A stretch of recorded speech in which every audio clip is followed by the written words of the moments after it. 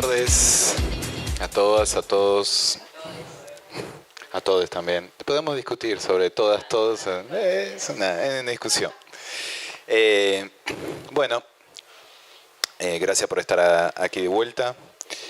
Antes de arrancar con la segunda parte, bueno, quería preguntarles si les quedó algo en el tintero de ayer.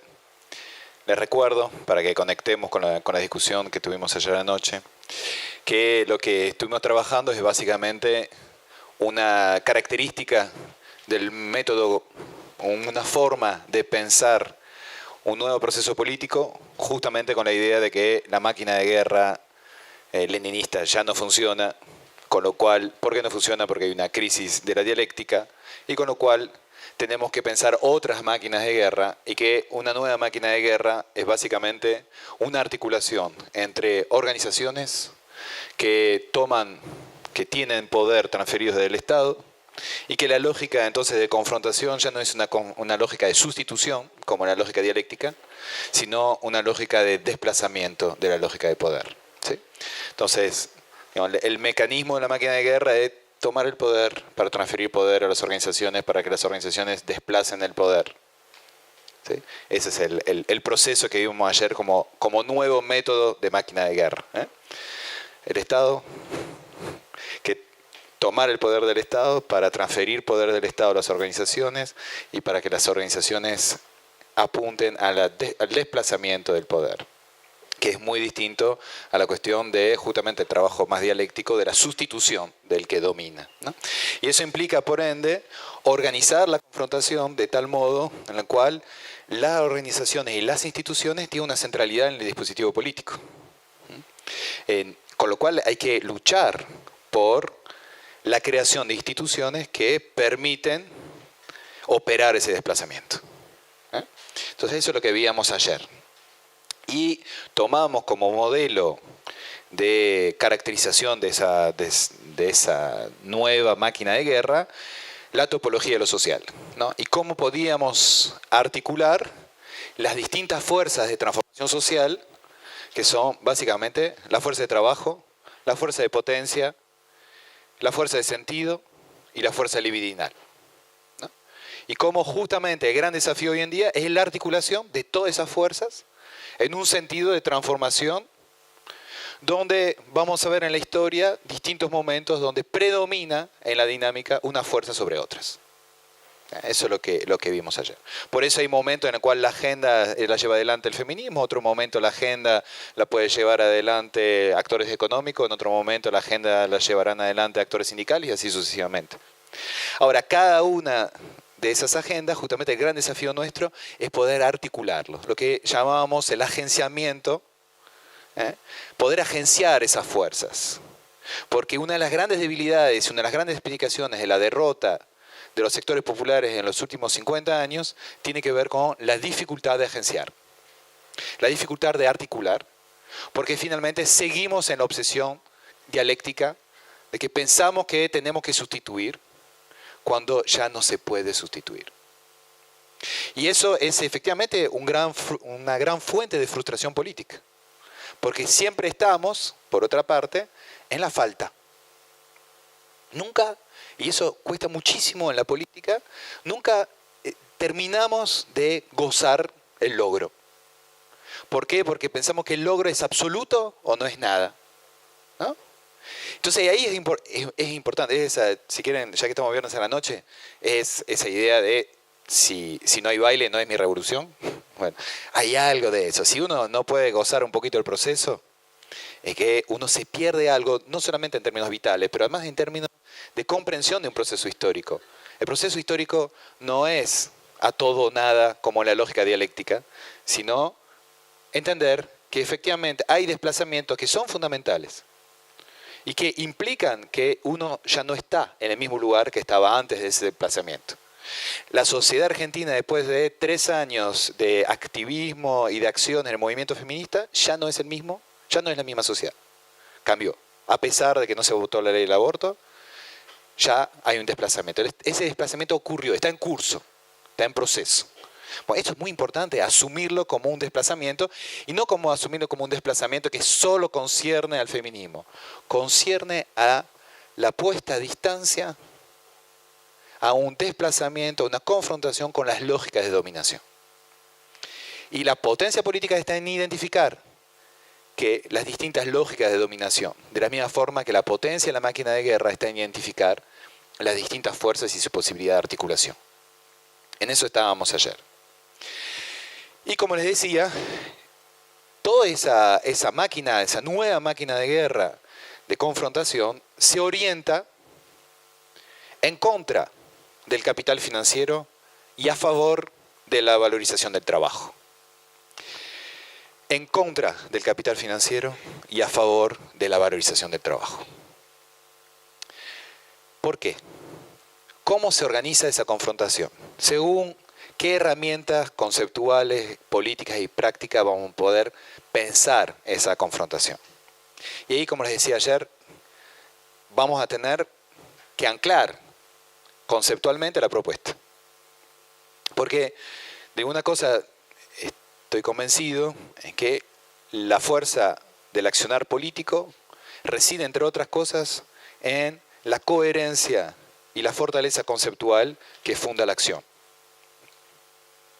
Un buen concepto funda una buena acción. Ahora, eso va a implicar algún anclaje teórico. Y veo que hay varios compañeros que trajeron mate, bienvenido sea. Porque por ahí se pone un poquito pesado hoy. Mañana va a ser más, guardamos para mañana la discusión sobre las nuevas subjetividades, porque vamos a hablar más de sexo y esas cosas y uno se mantiene más alerta con esos temas. Hoy vamos a hablar de proceso de valorización. Es un poquito más pesado.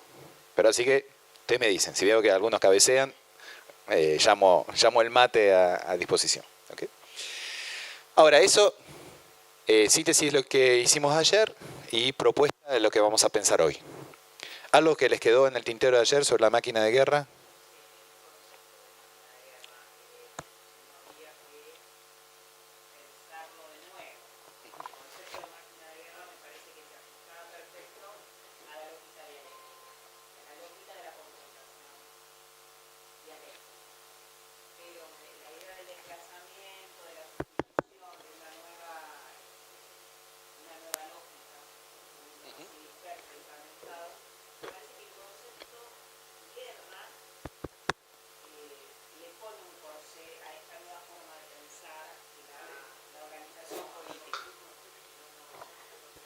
Ah, perdón. No, decía que me parece que el concepto mismo de máquina de guerra habría que repensarlo en función de una nueva lógica que no es dialéctica y que es de desplazamiento. No sé si... Sí, eso tiene que ver con uno de los temas que hablamos ayer, cuando decíamos que este gobierno finalmente se manejó como si hubiera ganado la guerra, ¿no? Y trata al enemigo como si lo hubiera derrotado. Ahora, ahí creo que hay dos conceptos que son clave, el concepto de máquina y el concepto de guerra, efectivamente. El concepto de máquina tiene que ver con justamente el concepto de articulación. Entonces, en ese sentido, en relación a lo que estamos planteando, me parece que el concepto de máquina sirve. Inclusive más que con la máquina de guerra en la dialéctica. Es decir, son articulaciones de distintos mecanismos y que forman una máquina que va en un sentido. ¿Sí? Y el sentido lo vamos a definir hoy. Sobre el concepto de guerra, hay algo, no sé, eso va a ser medio un bajón lo que voy a decir, pero finalmente hay algo de la idea de que la guerra es permanente. O sea, a diferencia de la guerra en la concepción dialéctica, hay un momento en el cual uno de los dos términos desaparece. Sí, hay un fin de la guerra. Ahora, dado el estadio actual de desarrollo del capitalismo, dado el estadio actual de la división de las fuerzas, estamos confrontados, creo, a una lógica de guerra permanente. Entonces, efectivamente, hay que repensar el concepto de guerra, no guerra como se declara la guerra, se termina la guerra, hay alguien que gana, sino esto de guerra permanente. Esto puede tener que ver con el concepto de poder, en épocas de paz y la guerra. Exactamente. O sea, y eso desde un punto de vista político es clave, porque finalmente uno sale de la lógica de la victoria definitiva para entrar justamente en un proceso en el cual uno siempre está alerta. Por eso es importante gozarse el proceso, ¿no? Porque, claro, porque no estás en la lógica en la cual el horizonte político es el fin de la guerra y la victoria sobre el enemigo. Acá la guerra es permanente y lo que hay son procesos de desplazamiento y de idas y vueltas todo el tiempo. Exactamente. Y nosotros ganemos alguna, claro. Alguna la ganemos nosotros y haya desplazamiento. Y podamos identificar, y eso es clave lo que está diciendo, podamos identificar cuándo ganamos una. Porque el problema cuando estás en la cosa de la guerra es a todo o nada, y derroté al enemigo o no lo derroté, no te puedes gozar el proceso. Y eso desde el punto de vista de la organización política es clave. Pues después es lo que te desanima. Lo que planteaba la compañera de ayer, no sé si está, sobre el tema de sobre el tema del feminismo, de que hablábamos justamente que una de las fuerzas del movimiento feminista es que había podido identificar y nombrar un motor de la confrontación, que es nombrar la violencia patriarcal, ¿no? A través de la denuncia del feminicidio en particular. Entonces, ahí vos nombrás algo que va a ser una guerra permanente. No es que en algún momento los hombres van a dejar de matar mujeres por ser mujeres. Eso hay que asumirlo, desgraciadamente. Ahora, lo que sí uno puede hacer es asumir que hay desplazamiento, mejorías y dispositivos que son dispositivos permanentemente activos en contra de esa lógica posesiva del patriarcado. Tal vez un día, pero un día es generaciones, no en nuestra experiencia vital. Entonces, si uno espera que no haya un solo feminicidio para decir se ganó la batalla, es muy frustrante. Y corre riesgo, en términos políticos, también de desarticular la organización. Ahora, si vos tenés una serie de logros que permiten desplazamiento, eso permite una acumulación política y permite significar que la máquina está funcionando. Y hay algo que es fundamental, porque para que una máquina de guerra funcione, el colectivo que lo sostiene tiene que tener conciencia de que la máquina está operando.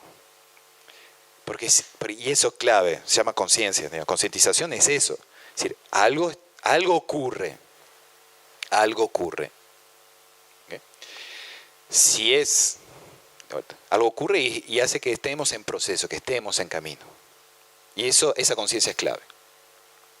Ahora, efectivamente, y eso es el punto central, creo, de lo que... Por eso la pregunta sobre la guerra efectivamente es clave, pues otro concepto de guerra. No es una guerra donde uno sustituye al otro, sino una guerra permanente.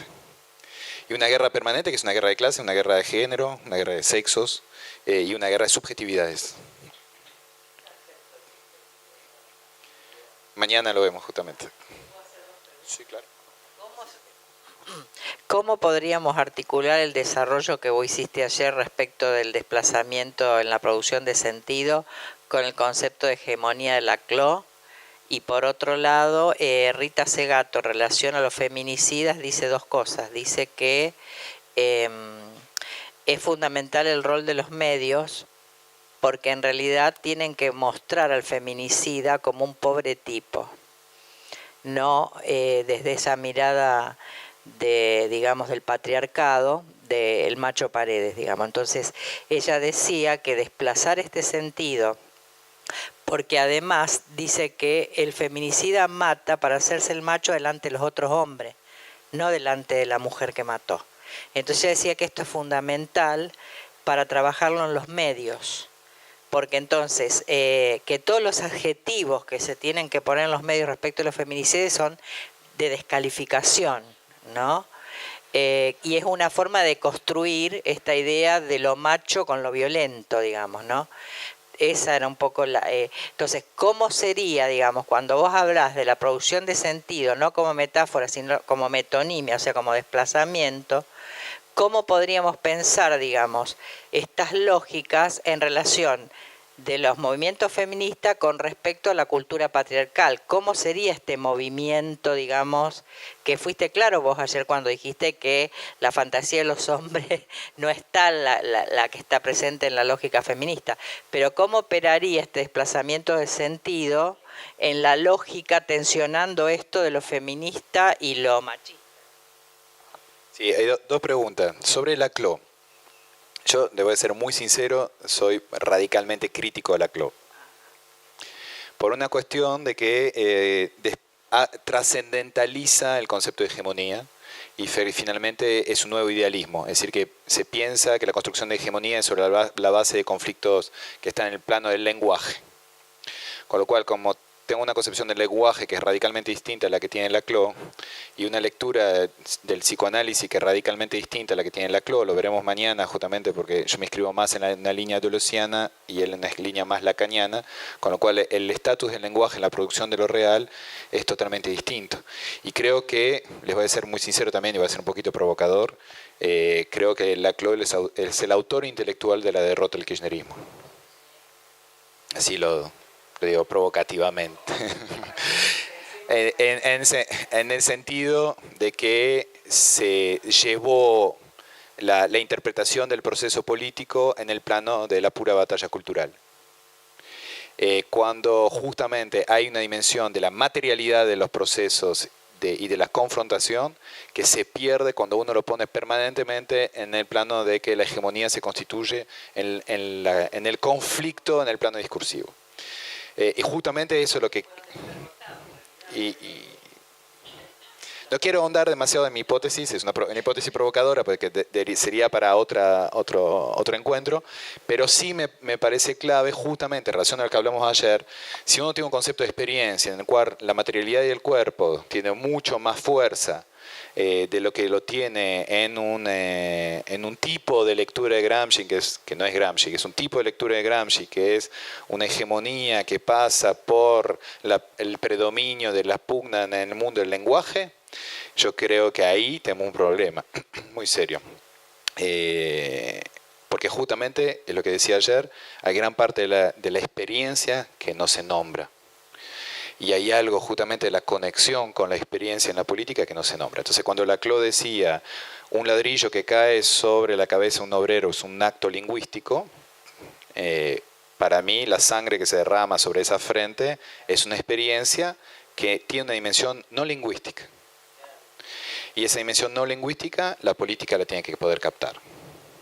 Entonces, ahí tengo una diferencia radical porque yo vengo de una tradición de un materialismo radical que se confronta a un neoidealismo de la hegemonía trascendental que propone la CLO. Digo, por lo de la CLO. En cuanto a la cuestión de... Y vamos a ver mañana la cuestión, justamente la diferencia entre Lacan y Deleuze sobre el lugar del lenguaje, el lugar del inconsciente y cómo se articula la articulación entre inconsciente y capital. Justamente hoy voy a trabajar en contra de la idea de la falta. Exactamente. Entonces, en contra de muchas de las hipótesis de la CLO, de hecho, y en contra del concepto de significante vacío, de hecho.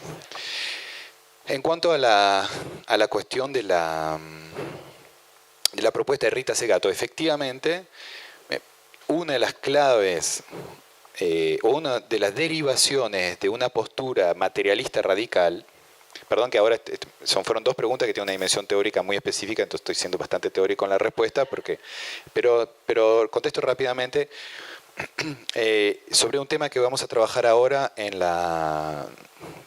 que voy a tomar el caso de un trabajo que estoy haciendo en una cárcel hace 10 años. Nosotros en una cárcel en San Martín trabajamos hace 10 años y lo que ocurrió en los últimos años es que fue aumentando la población que viene por delito de género, como dice en la cárcel, de categoría nativa, ¿no? Y es impresionante ahí las transformaciones de la sociabilidad carcelaria sobre la base del encarcelamiento masivo de hombres sobre la base de distintos delitos, que va desde la violación hasta el acoso, o sea, hay distintas modalidades. Ahora nosotros, que tenemos un proyecto claramente clasista dentro de la cárcel, Operamos una distinción sobre la base justamente inspirado de Rita Segato, la distinción entre aquellos que cometen un crimen, que es un crimen, ¿no? Aquellos que cometen un crimen desde el poder o aquellos que cometen un crimen un crimen desde el poder o un crimen en contra del poder. Entonces, efectivamente, en la cárcel no es lo mismo, es muy políticamente incorrecto todo lo que estoy diciendo. No es lo mismo un crimen contra la propiedad que un crimen contra el cuerpo de una mujer. Un crimen contra la propiedad es un crimen en contra del poder, teóricamente. Un crimen en contra del cuerpo de la mujer es un crimen desde el poder. Entonces, efectivamente, esa figura del feminicida como pobre tipo lo asimila al pobre tipo a una figura casi de víctima. O sea, es la victimización del victimario, cuando finalmente la lógica que hay ahí es una lógica de la lógica del poder patriarcal que se expresa de manera contundente en ese acto y que no permite ver justamente que es un crimen, de hecho, si quieren en contrapunto con el robo, es un crimen desde la propiedad. O sea, desde un atributo de propiedad sobre el cuerpo de la mujer. Entonces hay una serie de dimensiones que efectivamente son clave de trabajar y que vuelve a lo mismo que veníamos antes. Lo fundamental de cualquier economía política es entender que lo que está en juego siempre es la dominación. En toda la topología, en todos los órdenes de prácticas, lo que está en juego es el dominio. Inclusive en la economía lo que está en juego es el dominio. Y lo vamos a ver ahora. No es la cuestión moral, como a veces se critica, de la codicia del capitalista. Esto es un callejón sin salida desde el punto de vista político, meterse en esa idea de que el capitalista es codicioso, entonces hay que criticarlo moralmente. El capitalista quiere dominar. Y domina a través de las herramientas del capital. Pero la base de la economía política es entender que en la economía lo que se busca es dominio. Eso es la base de Marx, es esto, es atrás de una relación material hay una relación política que es una relación de dominio, por eso se llama economía política. ¿Sí? Atrás del feminicidio, atrás de la violación hay una relación de dominio sobre el cuerpo. ¿Sí? Entonces, lo que es importante efectivamente cuando uno tiene una operación crítica sobre un hecho social o político, marcar siempre o poder identificar siempre la lógica de dominio. Y justamente lo que veníamos ayer, el tema es que las lógicas de dominio nunca están separadas. Nunca están separadas. Tienen su dinámica, se van transformando, pero nunca están separadas. Y ahí también es otro punto fundamental, la lógica de dominio en la dialéctica es la dialéctica del amo y el esclavo.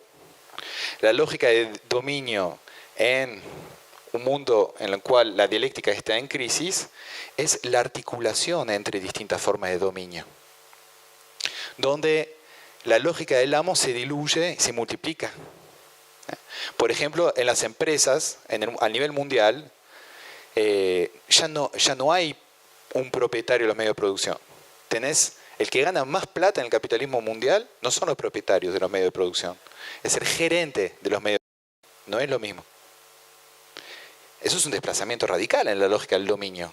O sea, el que domina es el CEO, no el propietario de la empresa. Es el que gestiona, el que controla la tecnología, no el que es propietario. Entonces ahí tienes un desplazamiento. Entonces ya no es la lógica del amo, es la lógica de la multiplicidad de la dominación. Esto también es un desplazamiento clave. Y por ende, gran parte de la confrontación a la dominación tiene que ser desde la articulación de lo múltiple también. Pues si no, nosotros seguimos pensando que somos esclavos frente a un amo, pero ese amo ya es múltiple. Entonces la pifiamos porque siempre vamos confrontando con una parte, una fracción del dominio. Y la confrontación es eficaz, la máquina de guerra es eficaz cuando es atenta al mismo tiempo en todos los frentes. Esa es un poco la propuesta en la que estamos. Entonces, frente a esto, tengo mis apuntes acá para venir sin computadora. Vamos a tratar entonces de proponerles lo que es un tipo de economía política que permita entender la lógica de dominio contemporáneo. Aquellos que estudiaron economía o que escuchan hablar de economía, les habrán dicho seguramente que lo propio de la economía es cómo se gestiona el dinero en un universo escaso. O sea que el problema de la economía es la escasez. Es el discurso del gobierno actual, de hecho. ¿Sí? Ahora, justamente, esa idea de que la economía es la gestión de la escasez, y toman siempre el ejemplo del presupuesto individual, es decir, generalizan la cuestión individual diciendo, bueno, ustedes en su casa no pueden gastar más de lo que tiene, entonces un gobierno tampoco lo puede hacer, por ende hay que gestionar en función de la escasez. No hay nada más lejos de lo que es la lógica de la economía y la forma en la cual se gestó históricamente el modo en el cual se organizó la economía. Entonces vamos a tener que volver un poquito a la raíz de cómo se fueron organizando las sociedades sobre la base de los intercambios materiales. O sea, vamos a remontar a la Génesis. Porque finalmente lo que va a estar en juego es poder determinar justamente qué está en juego en la economía. ¿Qué está en juego en la sociedad? Si les digo que es la escasez, lo resolvemos muy fácilmente. Tienes una cantidad de recursos, con lo cual lo único que necesitas es un buen contador para organizar los gastos. Punto. Ya no hay necesidad de una reflexión sofisticada sobre el dominio, sobre...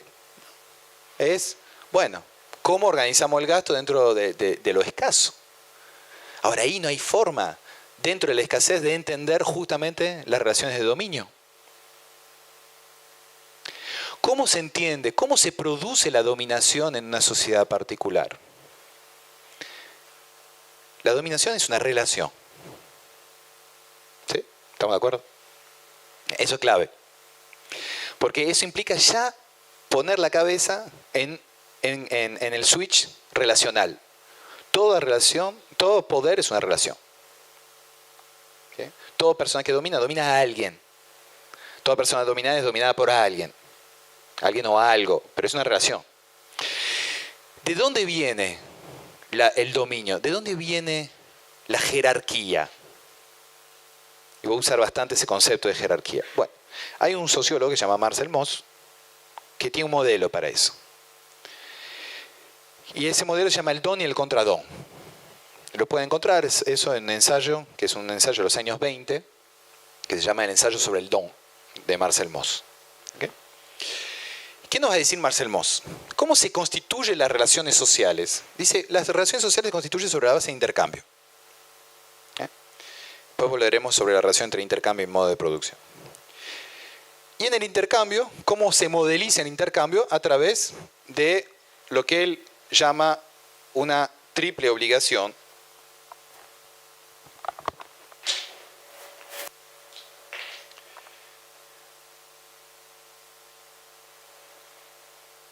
El dar, recibir, devolver, que a su vez es un nuevo dar. ¿Okay? No voy a entrar tanto en detalle, pero si quieren, las primeras formas de intercambio en las sociedades humanas han sido intercambios de mujeres, lo que se llama el comercio uterino. ¿Por qué de mujeres? Porque lo que se intercambiaba entre grupos básicamente era el capital de vida, que la posibilidad de ampliar un grupo. Si ustedes tienen un hombre y 100 mujeres, pueden ampliar el grupo. Tiene una mujer y 100 hombres, van a tener un hijo. Entonces, finalmente, en toda sociedad, lo fundamental es la potencia uterina. Y como lo fundamental es la potencia uterina, es justamente lo primero que se intercambió entre los grupos, y lo primero que se intercambió entre los grupos, entre otras cosas, sobre la base de una regla, después hay discusiones sobre la universalidad o no, que es la prohibición del incesto. ¿Sí? Es la prohibición del incesto que hace que efectivamente las mujeres circulan entre grupos, y eso fue lo que ordenó gran parte de los intercambios económicos al principio. Después, esos intercambios se fueron simbolizando cada vez más. Primero a través de las artesanías, la vasija. El comercio de vasija representaba lo uterino que circulaba. Y después, más adelante, las monedas, el dinero. Y ahí empieza a aparecer el comercio. ¿Okay? Y los intercambios económicos. Bueno, se lo hago así muy esquemáticamente, ¿no? Pero para que entiendan que hay en la circulación, en la construcción de la economía, en la construcción de relaciones intragrupos y extragrupos, está básicamente una cuestión fundamental de la materialidad, que es los hijos. La potencia de engendrar. La vida que circula. ¿Okay? Y eso es clave, porque a mí me gusta anclar materialmente realmente los procesos, y ahí, si hay una materialidad de esto, es fundamental. Hay una hipótesis claramente, si quieren, que es una hipótesis muy nietzscheana. Ustedes saben que Nietzsche considera que los que están en posición de dominio es porque son los más débiles, ¿no? Los que tratan de dominar son los más débiles. Entonces el dominio patriarcal tiene que ver justamente con esa idea de que como el hombre no es capaz de engendrar, entonces tiene que controlar la que sí es capaz de engendrar. 2018, aborto. Sí. Si quieren, desde el origen del comercio hasta esta parte, la hipótesis nietzscheana funciona. Hay que controlar la potencia gestatora de la mujer, porque ahí efectivamente está la clave para controlar la ampliación y la transformación del grupo. Con lo cual los hombres constituyen su dominio sobre eso. Eso es hipótesis nietzscheana sobre el dominio masculino. Ahora, efectivamente, cuando se intercambia, se hace sobre la base de ese esquema. Traslademos rápidamente al mundo del trabajo. Pego un salto así desde sociedades primitivas hasta el capitalismo contemporáneo. Conclusión del ensayo sobre el don. ¿Qué nos dice Marcel Mauss? Exactamente lo mismo pasa en el trabajo. Ustedes cuando van a trabajar, lo primero que hacen es dar trabajo. Si lo aceptan, hay alguien que recibe su trabajo y que se lo devuelve bajo forma de salario.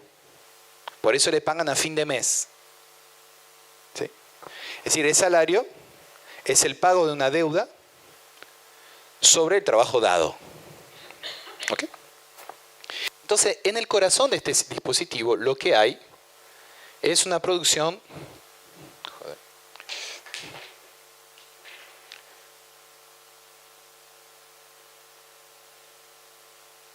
de una deuda.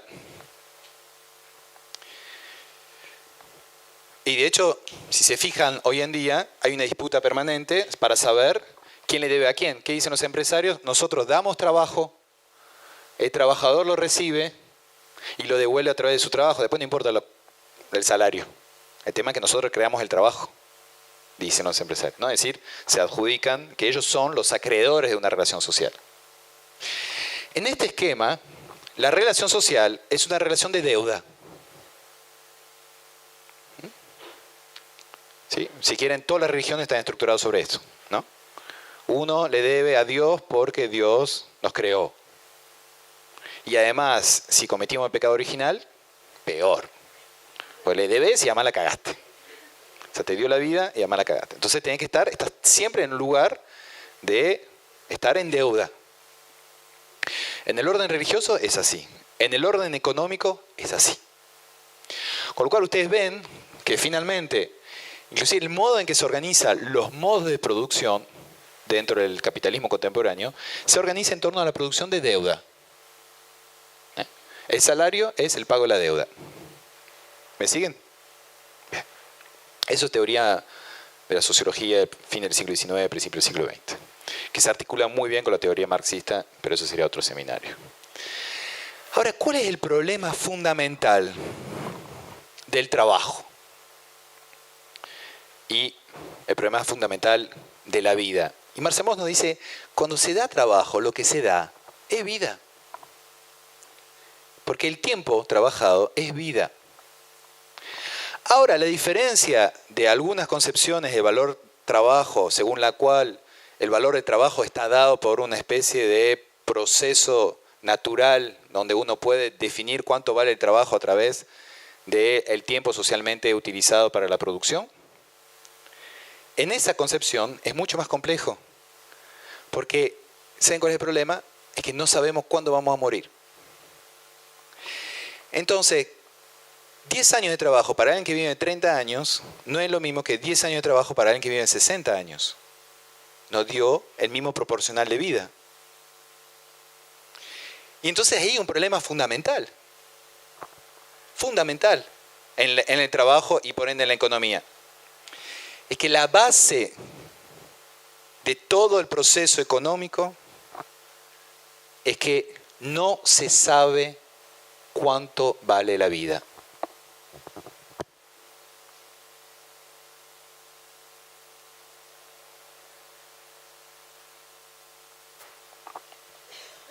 La base de todo es que no se sabe. Me detengo, así como para que lo mediten. Miren este punto fundamental. La base de todo es que no se sabe. No sabemos cuánto vale la vida. Es lo que vamos a llamar con Derrida la inconmensurabilidad de lo dado. Inconmensurabilidad de que no sé cuánto vale.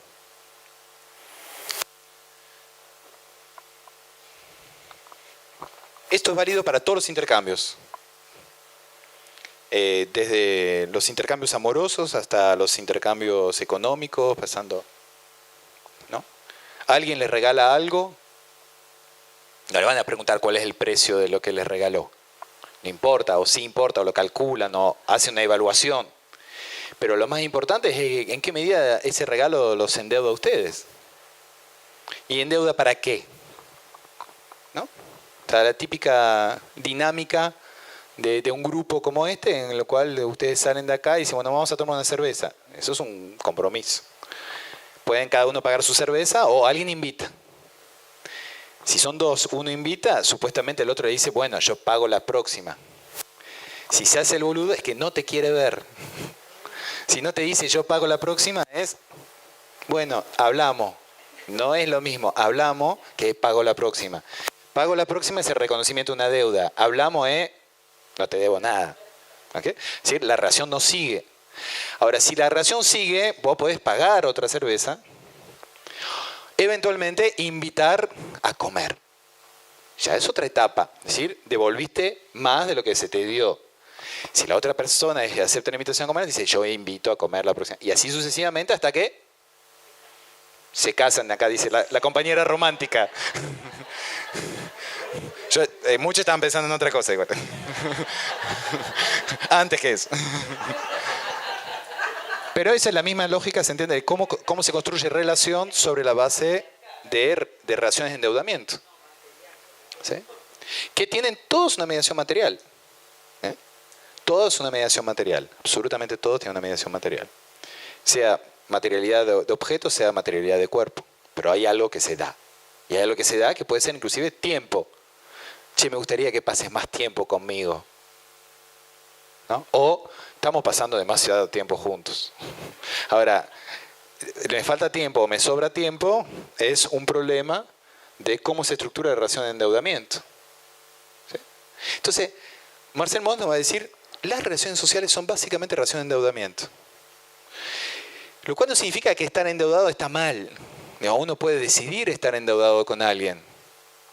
No es un problema. Puedo reconocer una deuda. La deuda no necesariamente es dominación. Puede ser también protección, puede ser construcción de compromiso, afecto, etc. Circula muchas cosas, pero es deuda. Ahora, el problema, efectivamente, es que no se sabe cuánto vale lo intercambiado. ¿Y eso qué va a producir socialmente ese no saber? Potencialmente siempre va a haber un desacuerdo. Porque nunca va a ser exactamente igual lo dado de lo devuelto.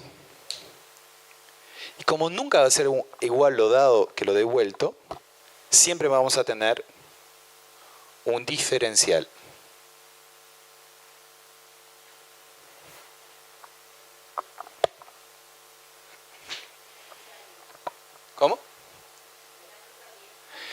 La plusvalía, exactamente. La plusvalía, que es algo que se queda el propietario de los medios de producción, o es un diferencial, ¿no? Que en ese sentido, ahora voy a ver cómo se calcula la plusvalía, pero es un diferencial que tiene que ver con que alguien se queda con lo que sobró. ¿Sí? Ahora, el encadenamiento para llegar al diferencial es que el primer punto de partida es que no se sabe. Y es justamente porque no se sabe que la relación entre saber y poder va a ser una relación constitutiva de lo social. Porque va a haber operaciones de saber sobre ese no saber. Si yo supiera, no necesitaría saber. La base del saber es el no saber. Pero no hay que olvidarlo nunca, porque uno supone el saber como preexistente. La base del saber es el no saber. Ese es el punto de partida. Y en la economía es fundamental porque uno no sabe cuánto valen las cosas. No hay una ley natural del valor, por ende. Hay operaciones sociales de valorización que movilizan saberes contables. Hay operaciones sociales de valorización que movilizan saberes contables. ¿Cómo fue? Imagínense la primera fábrica. No, vamos a hacer un juego. El juego del Garca. Ustedes tienen una fábrica en el siglo XIX, siglo XVII, ponele. Están empezando a proletarizar un grupo de obreros en su fábrica. Y se sientan y tienen que calcular cuánto le van a pagar al obrero. ¿Ustedes piensan que calculan el tiempo socialmente necesario para la producción? O dicen, ¿cuánto quiero ganar? Si defino primero el excedente. ¿Cuánto me va a costar los costos de producción? Y después, lo que me queda, ¿cuánto le voy a pagar al obrero?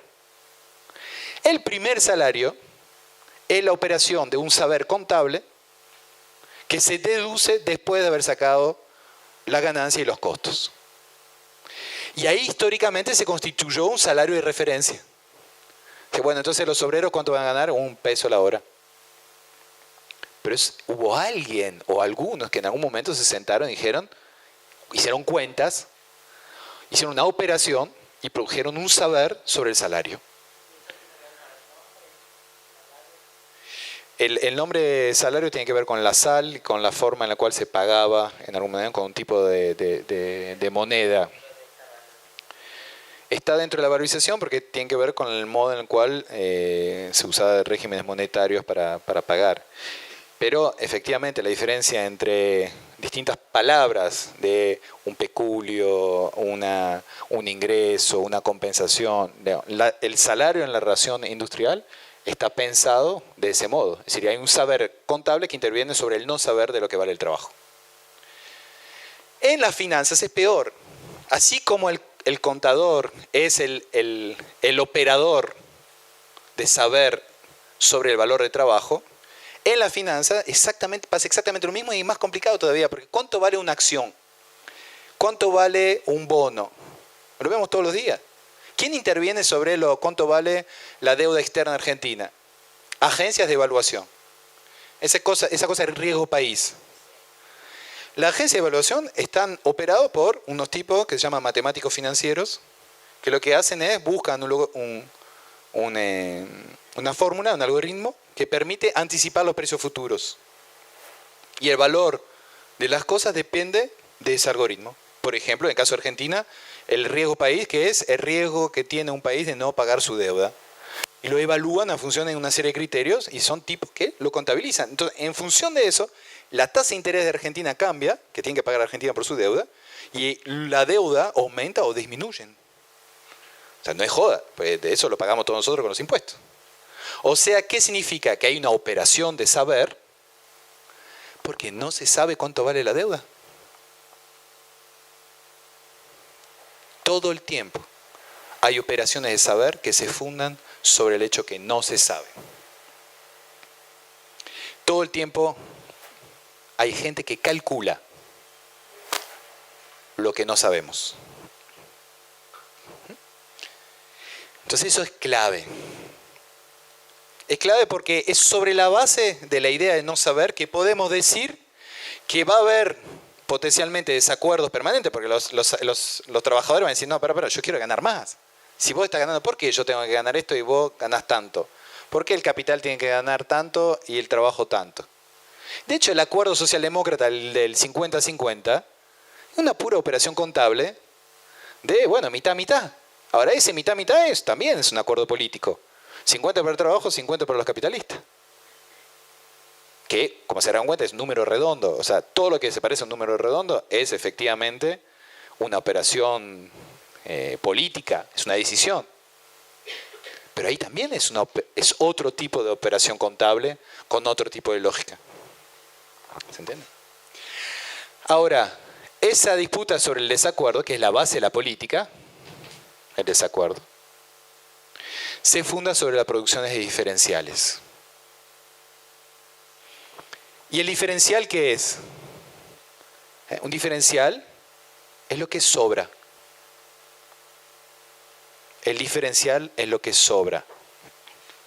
El problema de la economía no es lo que falta.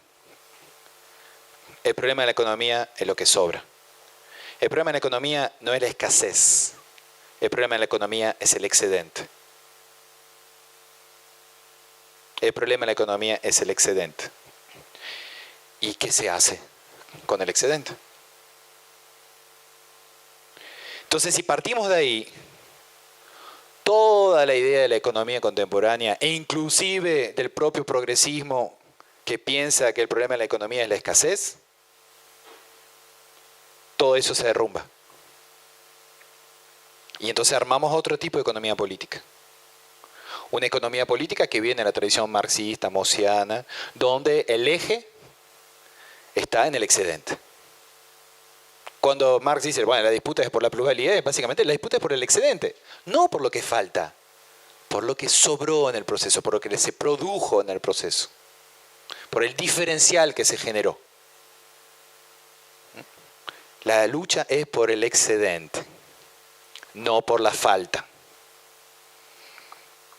Y eso va a tener repercusiones en todos los ámbitos de la topología que vimos ayer, incluyendo lo sexual. ¿Okay? Este esquema se articula entonces con el modo en el cual las sociedades van a regular sus diferenciales. Y esa va a ser la gran pregunta. ¿Cómo una sociedad regula un diferencial? La respuesta es: produce jerarquías.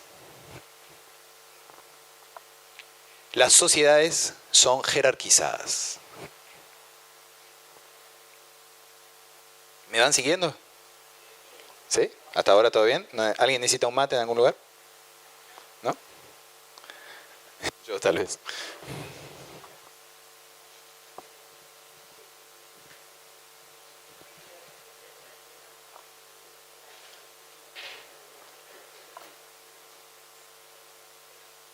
Joder. Entonces, agarro siempre.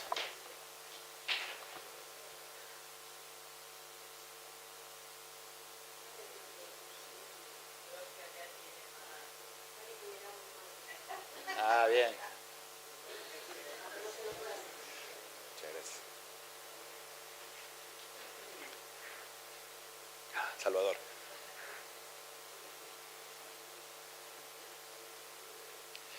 ¿Cómo uno pasa de el diferencial a la jerarquía?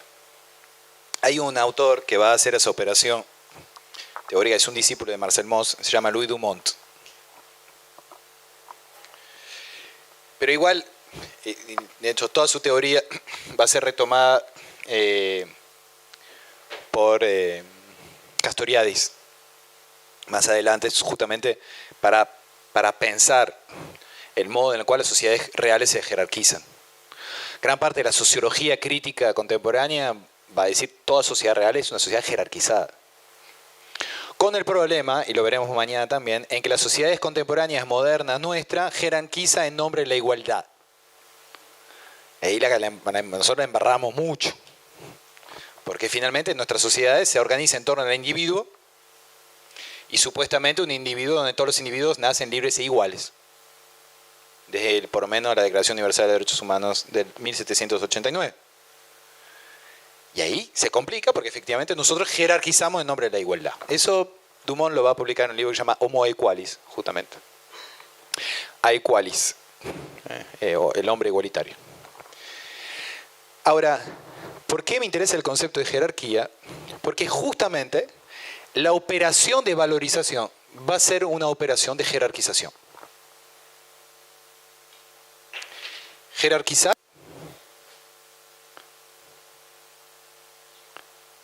es valorar. Es decir, yo voy a decir, operar procesos sociales según el cual voy a decir, el tipo que estudió más valorado que el tipo que no estudió. En Argentina eso no funciona mucho. De hecho, si ustedes miran la curva salarial con la curva de estudio, no es paralela. Hay otros países donde esa curva es muy paralela. Cuanto más estudio, más salario. Acá no es el caso. Pero poner, es un principio de valorización. O cuanto más guita genera, entonces más alto su salario. Cuanto más útil su trabajo, más alto su salario. Cuanto más deseado es alguien, ejemplo, jugadores de fútbol, más alto su salario. ¿Sí? Y así sucesivamente. Es decir, hay distintas lógicas sociales de valorización que lo que hace es jerarquizar personas. Y esa jerarquización se objetiva salarialmente o en la remuneración. Y cada jerarquización de una persona corresponde a una historia social de su posición. Entonces, por ejemplo, eso nos lleva a una pregunta: ¿por qué alguien que recoge la basura gana 20.000 pesos, debe estar en 30.000 pesos, alguien que recoge la basura en trabajo de empleo formal gana 30.000 pesos y un cartonero gana 15.000? Actividad comparable, sin embargo, uno va a ganar la mitad del otro. ¿Por qué? Porque la operación social de valorización de su trabajo es totalmente distinta. Ahora, lo que sí podemos decir es que lo que nos revela, por ejemplo, ese diferencial, es que todo proceso de valorización entonces es un proceso histórico, es un proceso social y político. El valor es social y político, no es una ley natural, es una construcción. No es la oferta y la demanda. La oferta y la demanda es una forma específica de organizar los precios en algún tipo de mercado, pero no es la oferta y la demanda. Son las relaciones de poder que hay en torno al valor del trabajo.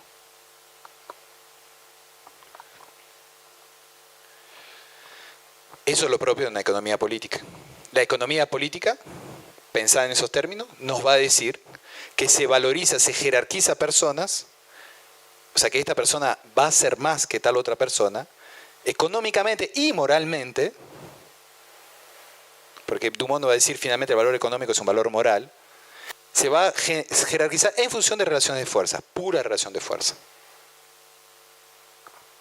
Eso nosotros lo estudiamos, por ejemplo, en la cárcel. Estoy escribiendo un libro con un compañero. Estoy mirando mis apuntes.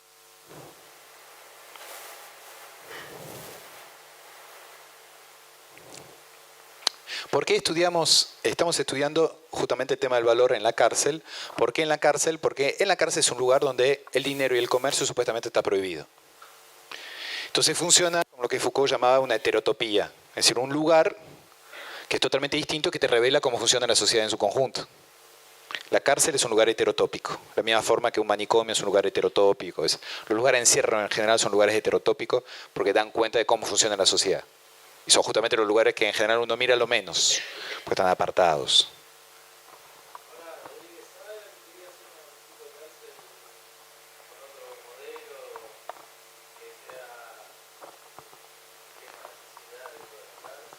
Hay varios ejemplos, así no conozco el proyecto de Rodríguez Sal.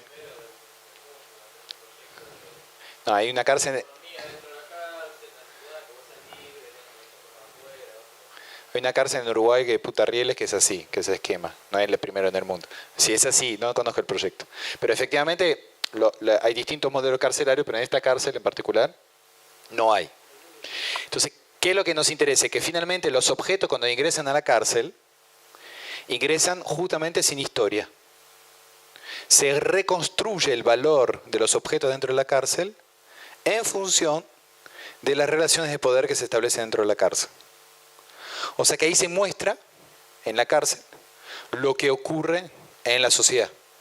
Es decir, que finalmente los precios se establecen en función de las relaciones de fuerzas que hay dentro del precio. Y eso es fundamental para el mundo del trabajo. Porque justamente valorar va a depender de las relaciones de fuerza que se establecen. El caso del sueldo de las mujeres. ¿Por qué el sueldo de las mujeres es menor que el sueldo de los hombres? Porque históricamente se construyó gracias a algún amigo contador que en algún momento dijo, vitalmente la mujer puede quedar embarazada, entonces durante 2 años o 3 años de su vida no va a poder trabajar, por ende, su salario tiene que ser más bajo. Más argumento de que hay menos productividad, que hay más ausencia por cuidado de los niños y todo lo demás. Esos son los argumentos de un contador en algún momento, un grupo de contadores que dijeron, este trabajo vale menos que el trabajo de los hombres por todas estas razones. Es una operación de saber. Es una operación de saber que funciona porque no se sabe lo que valen las cosas. Y es una operación de jerarquización, en la cual los hombres ganan más que las mujeres. ¿Sí? Eso es valorar. Valorar es poner a alguien en una posición por encima o por debajo del otro. Y al mismo tiempo hay una operación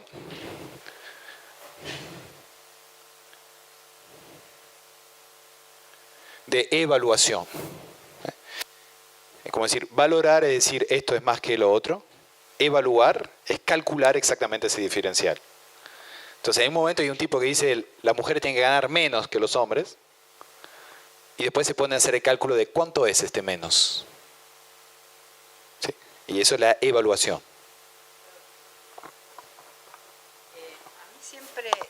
A mí siempre me llamó la atención, digamos, con el tema de los divorcios, en los cuales la mujer que ha hecho un pacto con el esposo en relación a que ella se retiraba al mundo del trabajo para cuidar a los niños, y luego en el divorcio, cuando se quiere reinsertar, ha perdido el capital profesional en muchos casos porque ha estado 8 o 10 años fuera del campo laboral.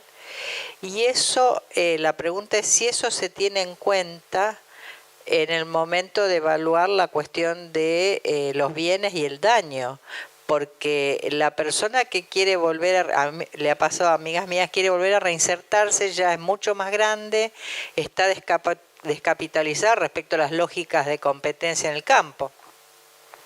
Eso es un claro ejemplo de proceso de evaluación, de valorización de algo que es inconmensurable. Pero ¿cómo calculás eso? No es calculable. Con lo cual recurrís a convenciones, es decir, mitad o pensiones que corresponden a un 30% del ingreso del otro. Son todos convenciones, es lo mismo que con el sistema penal. Digo, mataste a alguien, ¿cuánto vale? No sé, perpetua, ¿cuánto es perpetua? 35 años. ¿Por qué 35, no 25, no 45? Todo eso son convenciones sociales. Ojo, digo esto y finalmente es súper angustiante. Porque uno quisiera, finalmente en la fantasía cartesiana racionalista contemporánea, uno quisiera que hubiera una fórmula justa. Bienvenidos a la política. En la política, donde hay relación de poder, la base no es la justicia. La base es la relación de poder. Bienvenido a la máquina de guerra, entonces. Porque finalmente lo que se logra en proceso de valorización es a través de organización de un proceso de confrontación. ¿Por qué? Y ahí es donde para mí es fundamental anclarlo en el no saber. Porque no se sabe. Del otro lado nos dicen, sí se sabe, pero nosotros decimos, no se sabe cuánto vale el trabajo, con lo cual yo quiero que el trabajo valga lo que tiene que valer en función de un objetivo político. ¿Por qué? Se lo digo así provocativamente y va a sonar ingenuo, pero no lo es. ¿Por qué no podría haber un ingreso, un salario mínimo de todos los trabajadores que estén en 35.000 pesos hoy en día? ¿Qué lo impide? Entonces todos van a decir, no, va a empezar el déficit fiscal, el tema fiscal, etc.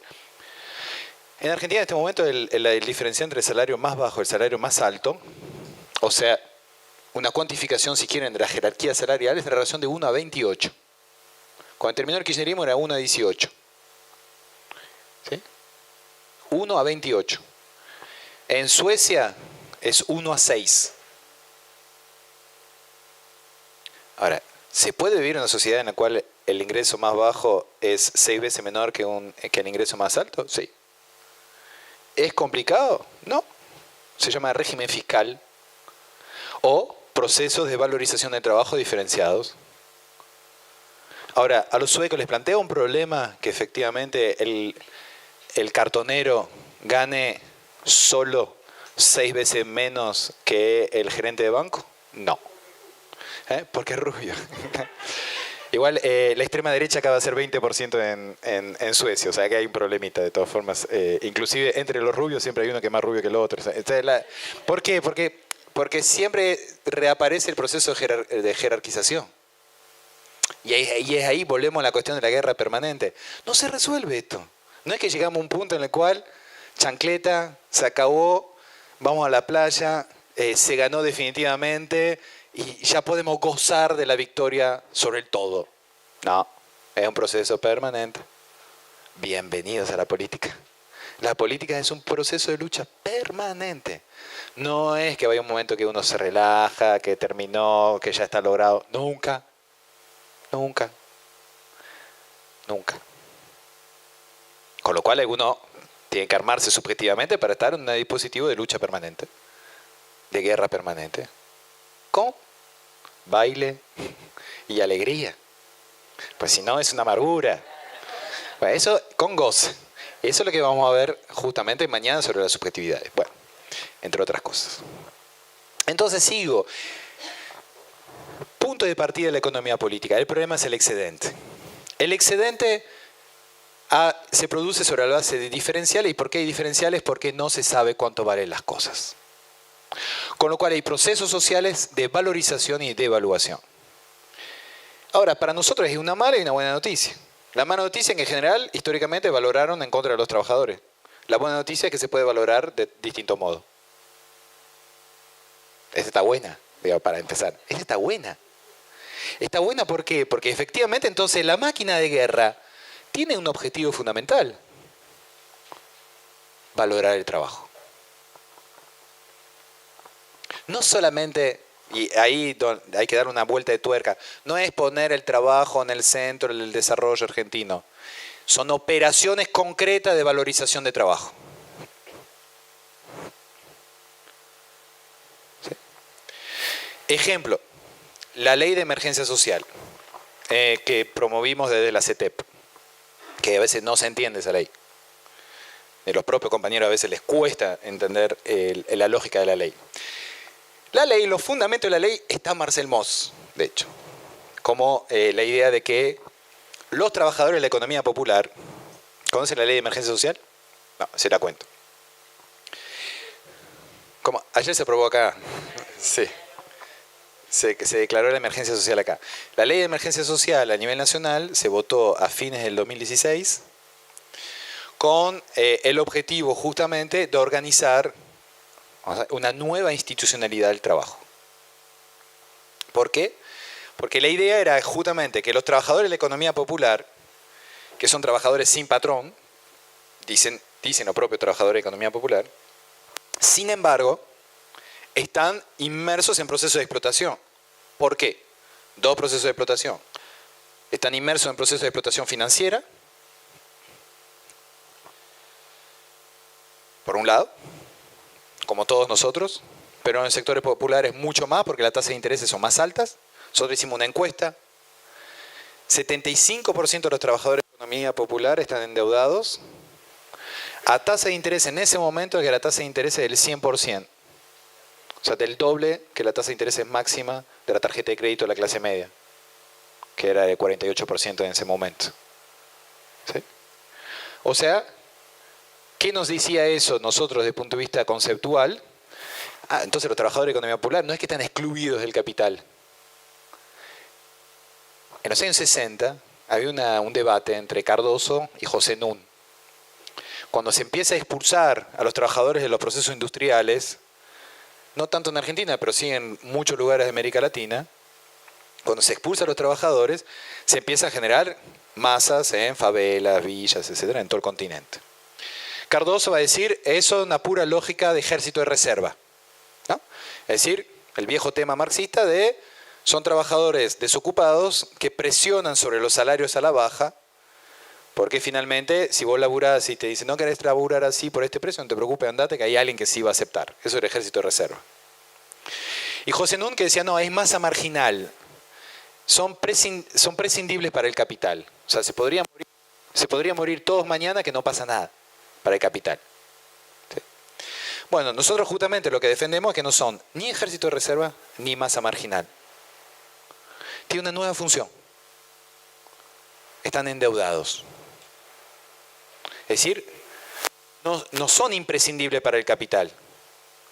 75% de 35% de la población que está endeudada a tasa de interés del 100%, y ahí entenderán por qué hay lugares de plata fácil, dinero ya, tarjeta naranja en todos los barrios populares del país. Porque efectivamente los sectores populares están explotados financieramente. Segunda fuente de explotación, que es mucho más compleja, es la explotación indirecta. La explotación indirecta, que es los procesos de desvalorización de su propio trabajo. Sobre la base de esas dos lógicas de explotación financiera y explotación indirecta, que nosotros dijimos, entonces, los trabajadores de la economía popular son acreedores de un salario social complementario. Se les debe un salario complementario porque son explotados. Y por ende hay que generar una nueva institucionalidad donde se tiene que sentar del otro lado de la mesa los patrones ocultos del capital. ¿Quiénes son los patrones ocultos hoy en día? Para los trabajadores de economía popular son, entre otras cosas, todas las mediaciones que hay en los distintos sectores. No voy a entrar en detalles. Pero todos nosotros acá tenemos un gran patrón oculto. Es el capital financiero. Y sobre ese patrón oculto trabajaremos después de 5 minutos de pausa. El punto de lo que vimos en la primera parte es convencerlos de que se puede hacer una política del valor. Que se puede operar sobre el valor y que operar sobre valor es operar sobre la jerarquía social. Y que operar sobre el valor y operar sobre la jerarquía social en el capitalismo financiero es confrontar con el capital financiero. ¿Okay? Entonces, si articulamos lo que vimos ayer y agarremos las 4 fuerzas, la fuerza de trabajo, la fuerza de potencia, la fuerza de sentido y la fuerza libidinal, que eran propias a cada uno de los órdenes de práctica que vimos ayer. ¿Se acuerdan de la topología?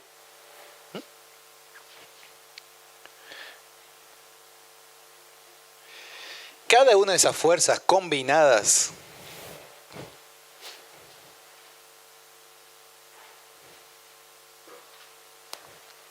se pueden articular a través de hacia un proceso de valoración.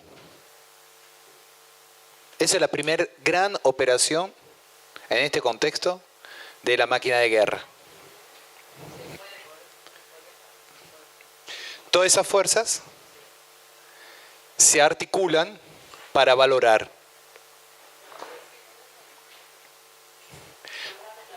Fuerza de trabajo, potencia, sentido, líbido. Ahora, ahí hay un desafío fundamental de la articulación entre esas fuerzas, que todas confluyan hacia un proceso de valoración distinto. Tomé el ejemplo de los trabajadores de la economía popular,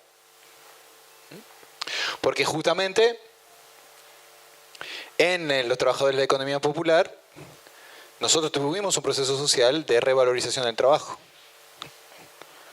¿A través de qué?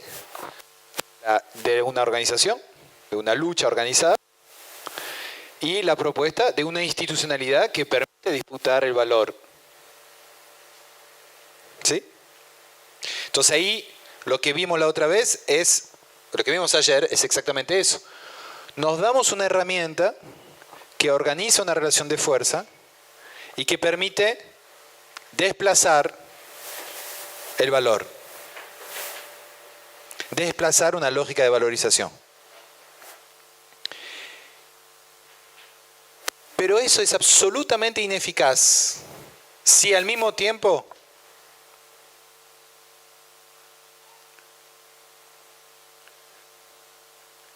no se confronta,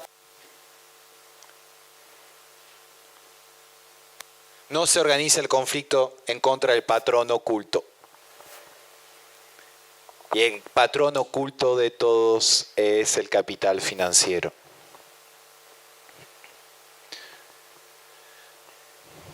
El patrón, todos acá, que pensamos que somos independientes, autónomos, más o menos, ¿sabes? Todos tenemos un patrón oculto que se llama capital financiero. Pues cada vez que ustedes pagan un impuesto y sirve para pagar la deuda externa, le está pagando a un patrón oculto que es el capital financiero. Cada vez que consumen, que pagan el IVA, hay una parte, ustedes cuando consumen pagan con algo, con su trabajo.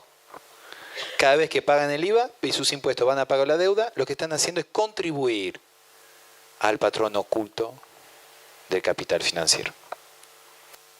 Y eso sí, es un gran ordenador de todos los trabajadores. Todos los trabajadores tenemos un patrón oculto que es el capital financiero. Salvo que ustedes tengan acciones en bolsa, etcétera, ahí podemos discutir sus contradicciones. Pero finalmente, nosotros todos estamos explotados financieramente. Ahora no lo tenemos identificado.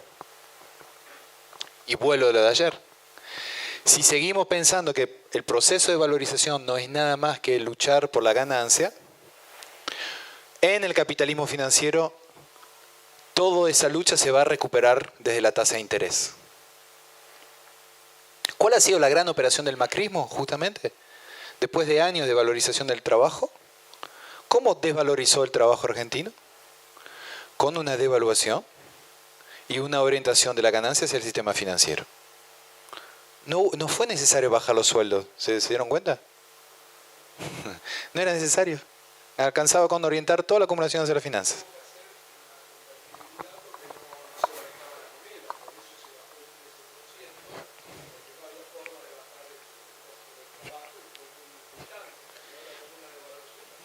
Por eso aprendieron, invirtieron la fórmula de la convertibilidad. La convertibilidad primero estabilizó el sistema monetario y después trató de bajar los salarios. Y no lo lograron, finalmente.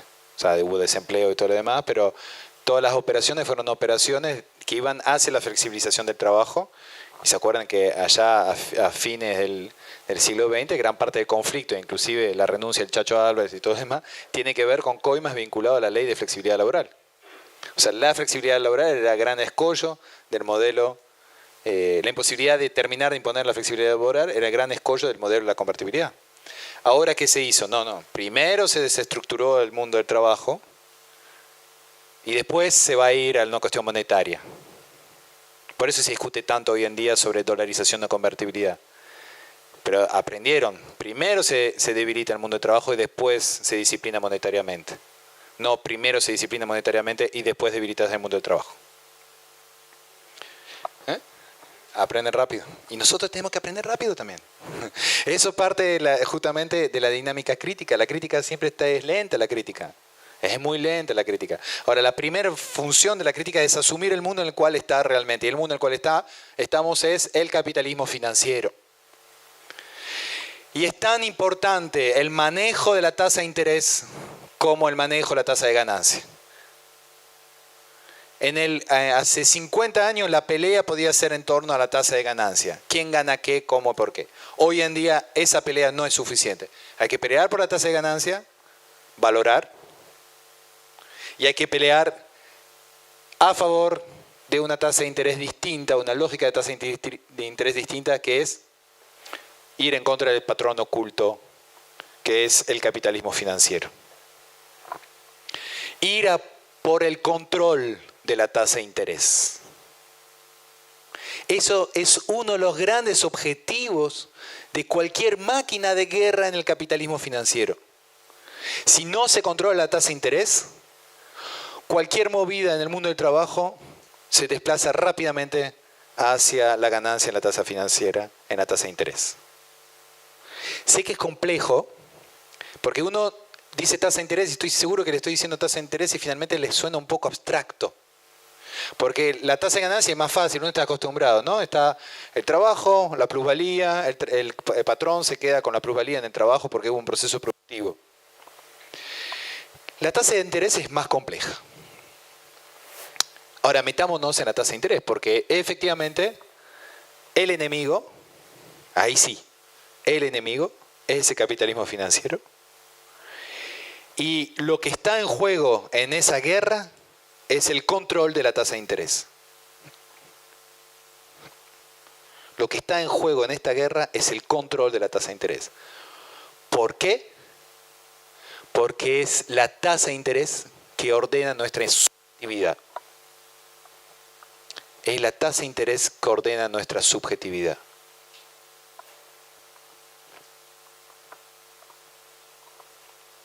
Y sin embargo, políticamente no lo trabajamos. No confrontamos contra eso. Puteamos los bancos, pero es muy abstracto eso. Hay que ir a por el control del dispositivo de la tasa de interés. Eso es concreto. Donde hay una indignación, tiene que haber una estrategia. No quedarse en la indignación de los bancos, no. ¿Cuál es la estrategia para controlar el dispositivo bancario? Para desplazar su lógica. Es controlar la tasa de interés.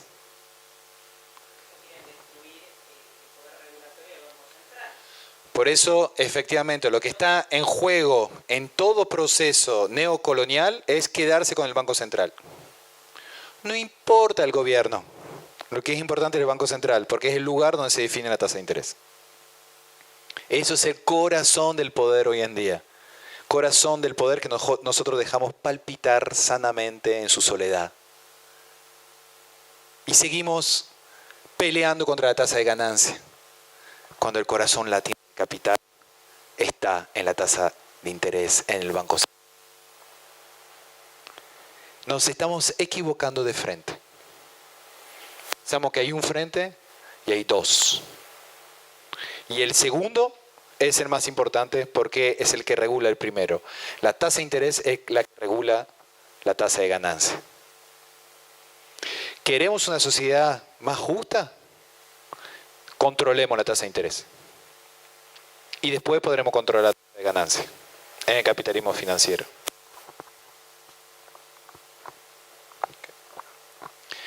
Entonces, desde el punto de vista práctico, ¿qué significa eso? ¿Cómo ordenar cada una de esas fuerzas, ya que estamos en la cuestión de la máquina de guerra y la articulación entre los distintos órdenes de práctica? Implica proponer justamente institucionalidades nuevas propias a cada dominio. En la fuerza de trabajo, controlar, decía ayer, controlar los dispositivos de producción de tasa de interés desde el mundo del trabajo. Que las organizaciones de los trabajadores estén en los bancos centrales, en los grandes directorios de los bancos públicos. Fuerza de potencia. Nunca logramos transformar la ley de entidades financieras. Lo único que se hizo fue una modificación de la Carta Magna que no impidió que este gobierno finalmente hiciera la política que hizo. Ahora, ¿qué significa transformar la ley de entidades financieras? Significa dar una institucionalidad donde lo que está en el centro del dispositivo institucional es el control popular de la tasa de interés. Hay varios ejemplos en el mundo, y voy a tomar uno poco católico, que es la banca musulmana.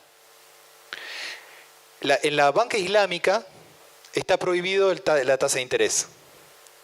Con lo cual, cuando los bancos hacen crédito, su ganancia, la ganancia del banco, está atada a la ganancia de la empresa a la cual se prestó. La lógica no es ni siquiera la tasa de interés, es sos un socio de la ganancia y recuperás tu capital sobre esa ganancia. Con lo cual, si a la empresa le va mal, vos no cobrás nada. Hoy en día, un banco le presta y del otro lado no se le volvió la plata, se queda con el capital. Ejemplo vinculado al tema del sistema de deudas en el sector privado, para volver a otro tipo de institucionalidad que es fundamental desde el punto de vista de la fuerza de trabajo. La quiebra. En este país hay una práctica sistemática de acumulación por quiebra. ¿En qué consiste? Que vos sobreendeudás una empresa. Como es una sociedad anónima, vos estás protegido tu patrimonio personal. ¿Sí? Eso, la propia sociedad anónima es que la sociedad está separado de finalmente el patrimonio del propietario. Entonces, ¿qué desgaste? Ustedes se la llevan con pala durante años, la empresa acumula deudas y la quiebran. Y ahí se hicieron una plata quebrando una empresa. Ahora, ¿cómo es la jerarquía de las deudas cuando quiebra la empresa? Primero el banco, segundo los proveedores, tercero el Estado, cuarto los trabajadores. Esas son las 4 deudas que uno tiene cuando llega una quiebra. Ahora, institucionalidad nueva de confrontación con una lógica de sobreendeudamiento y por ende de confrontación con el sistema bancario. Cambiar la jerarquía de las deudas. Primero los trabajadores, segundo los proveedores o el Estado, discutamos. Tercero o cuarto el banco. Eso es cambiar un sistema bancario. Es cambiar la lógica de la jerarquía de las deudas y el lugar que tiene el banco en la apropiación. Con lo cual, ¿qué significa? Los banqueros no son, hay que desmoralizar absolutamente todo. No existe la burguesía nacional, no existe ninguna burguesía nacional en el mundo. Lo único que existe son capitalistas disciplinados. En el mundo entero. Nunca hubo capitalistas que por vocación nacional se dedican al desarrollo. Hay que disciplinar a los capitalistas, es lo único que funciona. ¿Cómo se disciplina? Entre otras cosas, y eso se usaba muchas veces, a través de la tasa de interés. También es una gran herramienta de disciplinamiento del capital. Estoy tomando ejemplos concretos, porque la tasa de interés, ¿qué es? La tasa de interés es, se decía antiguamente, el precio del tiempo. El precio del dinero en función del tiempo que uno usa ese dinero. Y cuando uno dice que la tasa de interés es el precio del tiempo, es que básicamente porque la tasa de interés es lo que controla nuestro futuro. ¿Cuál es la diferencia entre la explotación financiera y la explotación industrial? La explotación industrial exige que ustedes todas las mañanas a las 5 de la mañana estén en la fábrica, se disciplinen. Es un gran disciplinamiento estar a las 5 de la mañana en una fábrica. Hay un par ahí que les gusta dormir tarde, veo. Entonces levantarse a las 5 de la mañana es un problema. No ha sido fácil disciplinar a los horarios laborales. Eso es la sociedad de disciplinamiento de la cual hablaba Foucault. En el capitalismo financiero, lo importante no es la hora a la que te levantás, es que pagues tu deuda. Es decir, que vos introyectes, incorpores la idea de que la deuda se tiene que pagar. Con lo cual, desde un punto de vista del dominio, y vuelvo a esa idea del que el capitalismo no busca, no es codicioso, no es el eje, no es la codicia, es el dominio. Yo si soy un capitalista industrial, para dominar en el capitalismo industrial lo que tengo que hacer es que vos estés disciplinado. Te levantes a las 5 de la mañana, vuelves a tu casa a las 6, no protestes, no pidas más salario, punto. Si soy un capitalista financiero, lo que necesito es que vos estés controlado, no disciplinado. Necesito que vos estés convencido que tenés que pagar tu deuda mañana. no hoy. Porque el mi ganancia, vinculado a la tasa de interés, está vinculado al flujo en el futuro. El capitalismo financiero capta su subjetividad futura.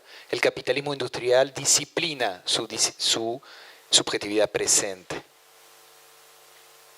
El capitalismo industrial disciplina su subjetividad presente. El capitalismo financiero capta su subjetividad futura.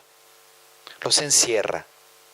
Había una figura que me gusta mucho, no porque me guste, sino que me gusta intelectualmente, en el derecho penal parisino de mediados del siglo XIX, había una figura que era el deudoso, le détier en francés, el deudoso sería la traducción, que consistía en lo siguiente. Dentro del sistema penal, si ustedes estaban endeudados, el acreedor de su deuda podía apresarlo, es decir, atribuirse una función de orden público, llevarlo frente al juez, y el juez los encerraba. Y el acreedor tenía que pagar por su manutención en la cárcel un tiempo que él juzgara el tiempo necesario. Usted me dirá, pero es absurdo. ¿Por qué vas a poner en cana el tipo que te debe plata? Porque más bien deberías decirle, anda a trabajar y pagarme. Es que eso es no entender el capitalismo financiero. El capitalismo financiero lo que quiere no es necesariamente que pague, porque la guita ya la tenés. Lo que necesita es garantizar que la vas a pagar. Lo que necesita es encerrarte. Pago por tu encierro, todo lo que fuera necesario, porque es importante que vos incorpores la obligación de pago. Eso es la base del capitalismo financiero. Incorporar la obligación de pago a futuro. Es captar la subjetividad futura. Entonces entienden que nuestra máquina de guerra ahí está complicada, porque es una operación sobre la valorización del trabajo en tiempo presente, pero además es una confrontación con el patrón oculto sobre el futuro. Ya desde el punto de vista estratégico es un poquito más complejo, porque no es solamente es crisis la dialéctica, sino que la multiplicidad de actores que hay que articular también implica una estrategia sobre el presente, valorar, y una estrategia sobre el futuro, emanciparse de la tasa de interés.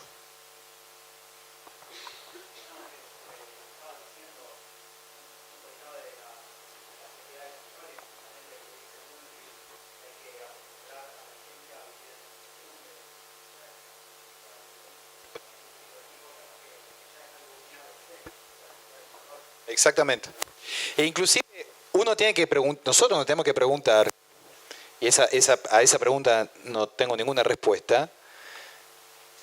Venimos de la sociedad disciplinaria, que todavía tiene resabios, obviamente un montón de resabios dentro de la sociedad contemporánea. Estamos en una sociedad de control, ¿y después? ¿Y después? ¿Y después? Justamente ese después, exactamente.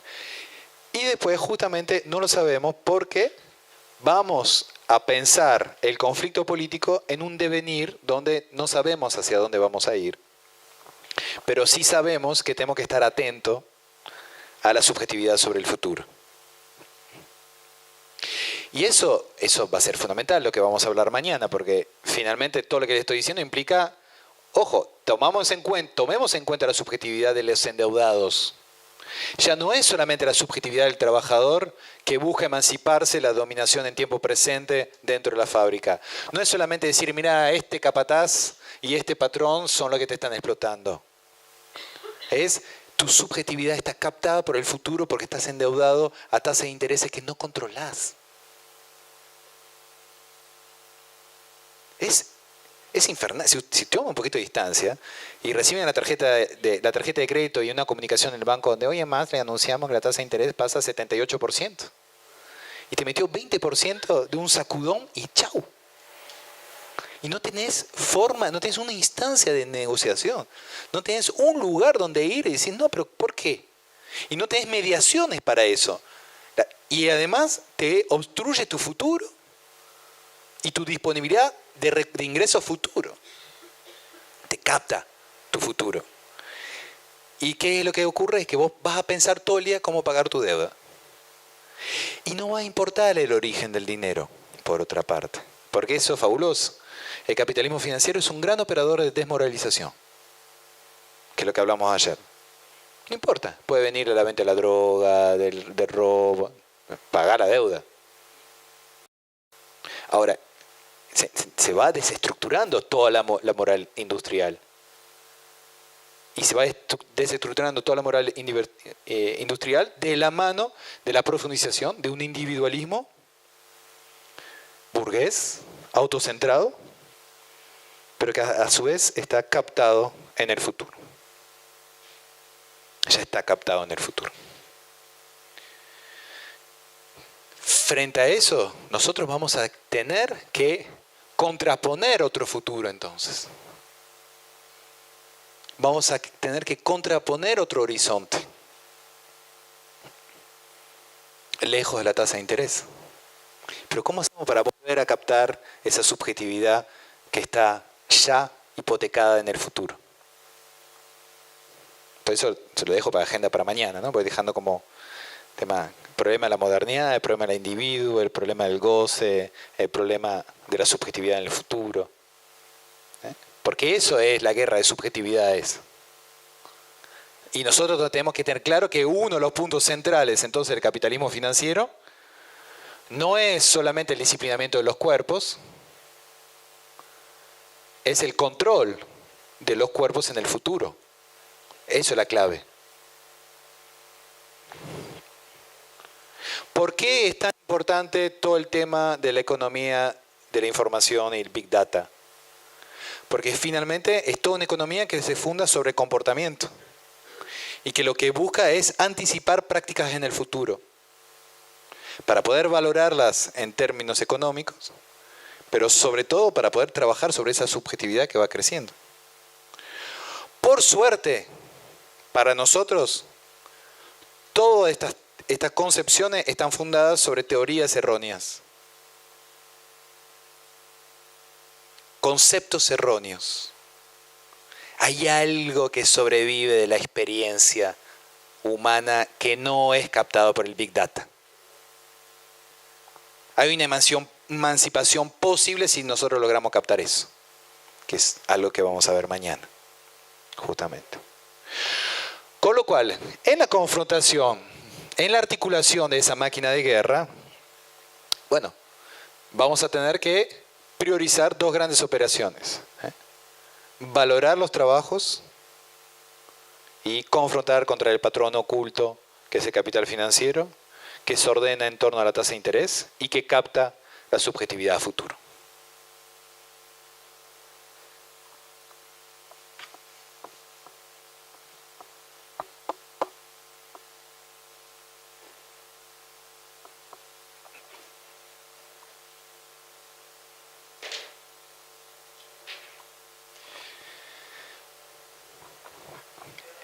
Sí. La pregunta, a ver si puedo formularla. Para que todo esto se haya podido llevar a cabo, se articularía en parte con lo que vos trabajaste como la fuerza simbólica respecto a la producción de sentido. La pregunta sería, ¿qué fue lo fallido en el kirchnerismo en relación a no haber podido construir paralelamente a las políticas, digamos, públicas, la posibilidad de un agenciamiento de esto en las subjetividades? ¿Y cuál fue el dispositivo y quiénes que lograron implementar esta nueva producción de sentido montada en el proyecto anterior, digamos? Creo que hay un punto fundamental que es la carencia de concepto de institución. De concepto de institución. ¿Por qué? Porque finalmente muchos venimos de tradiciones políticas en la cual la cuestión de la organización está en el centro. Y la organización del conflicto está en el centro. Ahora, la dimensión institucional de la organización del conflicto no estuvo en el centro. De hecho, hubo modificaciones institucionales muy difícil de revertir, hubo una que fue la nacionalización de las AFJP. La nacionalización de las AFJP es un acto de reinstitucionalización radical. De hecho, gran parte de lo que se está tratando de hacer con la jubilación hoy en día choca con el hecho que no hay fondos de pensión. Entonces ahí hubo una modificación institucional radical. Ahora, volvemos a lo anterior. En el sistema bancario se modificó la Carta Magna, pero no la ley de entidades. En el plano de la ley de medios se modificó la ley, pero no se pensó como institución. ¿Por qué? Porque no hubo una articulación entre organización e institución. Es decir, siempre faltó la pata del concepto de institución. Y siempre nos hemos quedado en el concepto de organización. Y ahí es donde creo que faltó algo. Y justamente, si uno esquematiza de vuelta, siempre estoy tomando el que no va. No, bueno.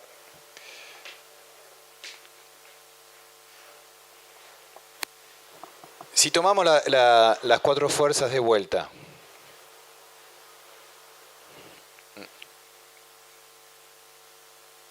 recuerdo, trabajo, potencia, sentido, líbido.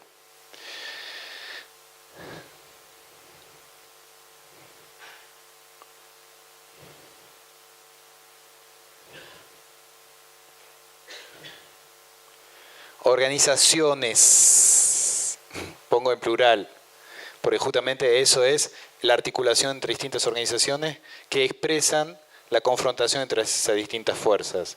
Si vos haces que esas organizaciones confronten solamente en el plano organizacional, el problema es que ni bien tengas una relación de fuerza mayor en el Estado, perdés. Entonces, una de las cosas fundamentales es que todas esas fuerzas sociales transfieran efectivamente poder a las organizaciones, pero además se organiza el conflicto en las instituciones. ¿Sí? Que es lo que veíamos ayer sobre la máquina de guerra. Finalmente, esa es la máquina de guerra. Fuerzas transferidas a organizaciones que organizan el conflicto en el marco de instituciones. ¿Y por qué en el marco de instituciones? No es porque uno sea un institucionalista republicano. Tiene que ver con que justamente la institución es lo que te permite la confrontación forzada. Llevas al otro a la confrontación. Entonces, en relación al patrón oculto financiero, una de las formas de confrontar con él es institucionalizarlo, meterlo dentro de la institución. Que se organicen los bancos, que pongan sus representantes en la negociación de la tasa de interés, pero que se sienten a negociar con nosotros. La campaña que lanzó Ni Una Menos sobre, ¿se acuerda? Vivas y desendeudadas nos queremos. Tiene que ver con esa conexión justamente, con la confrontación con el capital financiero, porque gran parte de los feminicidios tiene que ver con deudas. Gran parte de los feminicidios tiene que ver con cobro de deudas, en particular en el mundo del narcotráfico. Por lo menos en donde yo laburo, muchos de los feminicidios tienen esa causa. No todos, pero muchos. O sea que hay una relación inclusive entre deuda y feminicidio que es clave. Pero además porque hay una cuestión efectivamente de cómo se emancipa la subjetividad, y si es captada por la deuda, es mucho más difícil hacer eso. Ahora, vuelvo al esquema inicial. El tema del excedente. En el capitalismo industrial se capta el excedente de trabajo en tiempo presente. Sí, hoy trabajé y finalmente en el proceso productivo alguien se quedó con mi cuerpo, con mi energía, con mi vida, con mi trabajo. ¿Sí? Ahora, en el capitalismo financiero, el excedente es otra cosa. Alguien se queda con mi trabajo futuro. Capta mi trabajo futuro, no solamente mi trabajo presente.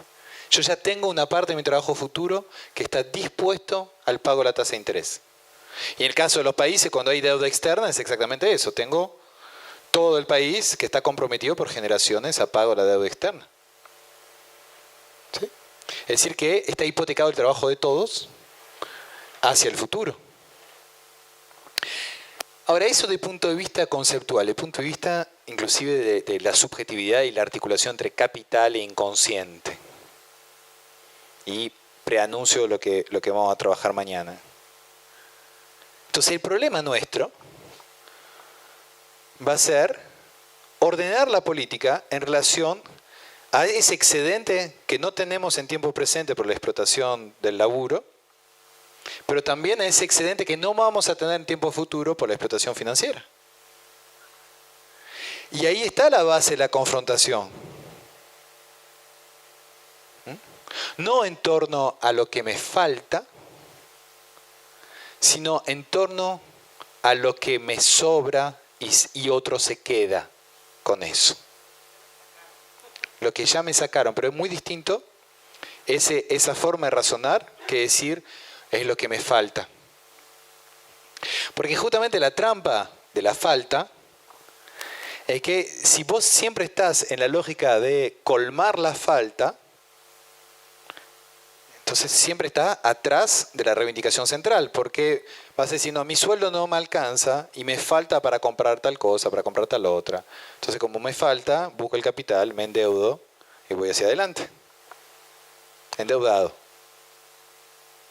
Ahora, si la disputa es, el problema no es lo que me falta, sino el excedente que me sacaron, o el excedente que me van a sacar, esa no es la lógica de la falta.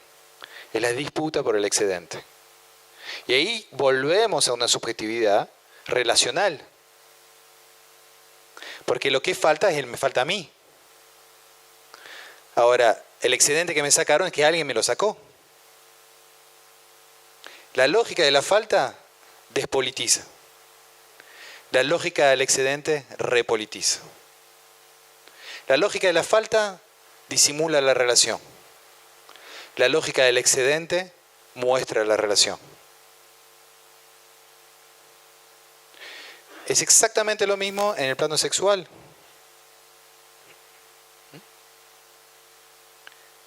El problema de la sexualidad femenina no es que le falta el pene, en la teoría freudiana tradicional. El problema es qué se hace con el excedente libidinal. Ese es el problema. Es otro plano totalmente distinto. ¿Y qué se hace con ese excedente que es captado por el hombre? Ese es el problema. No la falta de pene, sino que hay un excedente libidinal que es captado por los hombres.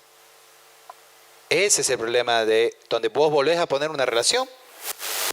Si tu problema es que te falta algo, y vas a estar todo el tiempo enganchado con esa falta y todo el tiempo, porque nunca vas a recuperar esto que te falta, pues de hecho no lo tenés. En cambio, si el problema es, el problema es que yo tengo un excedente libidinal, de hecho el deseo es eso, básicamente, y mi deseo es captado por otro. Mi fuerza libidinal es especificada y me dice, solo podés especificar tu libido ahí, no donde vos quieras. Ergo, tu excedente libidinal está captado. Es exactamente lo mismo en el trabajo, lo vimos. Es exactamente lo mismo en los significados. Si yo empiezo a decir, no, yo tengo muchas formas de significar el mundo. Es más, puedo crear. ¿Por qué es tan importante el arte? Porque justamente es lo que reinyecta permanentemente un excedente en lo social. Vuelve a producir diferenciales. En términos termodinámicos, es la gran operación negantrópica. Es lo que nos saca permanentemente de la ausencia de diferencial. Produce diferenciales, produce nuevas emociones, produce nuevas energías, produce nuevas formas de pensar. Ese diferencial es la producción de excedente. ¿Quieren terminar con la producción de excedente? Terminen con el arte. ¿Quieren terminar con la producción del excedente libidinal en las mujeres? Prohíbanle que aborten. ¿Quieren terminar con el excedente de los trabajadores? Díganle que finalmente tienen que agradecer por el empleo que se les ha dado, no pelear por el salario que no reciben. ¿Quieren pelear por el excedente en la fuerza de potencia? Limítense a la política en el ámbito representacional. Ah, bueno, ya lo votamos. Entonces, como lo votamos, ya está. No, el problema de la potencia y la multitud, justamente, es que pueden permanentemente retomar su capacidad de transformar el mundo político. Es decir, puede volver a producir un excedente permanentemente y hacer algo con ese excedente. Eso es justamente el modelo de la potencia de la multitud en Spinoza. Está en esa concepción la potencia subversiva de la política. De que uno no es que le falta poder. El problema es que a la multitud le sobra poder. Por eso está ordenado en la representatividad política burguesa. Es una forma de regular el excedente. Porque nosotros somos más. Y somos más. Siempre fuimos más. La multitud siempre fue más. ¿Y cómo se ordenó la multitud? Diciéndole que le faltaba algo. Y le faltaba algo porque nació sin pene, porque no es propietario de medio de producción, porque finalmente hay un representante que ya tiene el poder que él ya no tiene, y que además hay una sola forma de significar el mundo que está muy lejos de la creación. Ahora, si ustedes invierten cada una de esas lógicas, se reproducen diferenciales y excedentes, y lo que está en juego es justamente tomar conciencia de que en cada uno de esos puntos hay una relación de dominación de la cual uno se puede emancipar. Emancipar no es ser libre. La libertad es otra cosa. La emancipación es una relación. Hay alguien que te domina y vos te emancipás de esa relación. ¿No? Esta máquina de guerra es una máquina de guerra que permite avanzar en procesos de emancipación históricos. No es una ruptura radical en sentido de una toma de poder y sustitución del otro, como es la dialéctica. Es una operación de desplazamiento, y hoy lo que vimos es que esa operación de desplazamiento tiene que ver con jugar, mover, desplazar las lógicas del excedente lejos de la lógica de la falta. No nos falta nada. Hay un excedente que es captado por otro. No nos falta nada. Nos sobra. El problema es cómo lo organizamos. El problema es cómo esa organización confronta con el otro a través de las instituciones. La institución, imagínense un ring. Ustedes nosotros somos boxeadores y necesitamos que el otro se suba al ring. Si no lo subís al ring, va a dar puños en el aire. Necesitamos que el otro se suba al ring. Eso es la institución. Subí, midámonos la fuerza y vamos a ver. Y vamos a ir de a poquito. Es de a poquito esto, es lineal. No es lineal, es un proceso. No lineal, pero es un proceso. Pero que implica que haya un cara a cara, que haya una confrontación.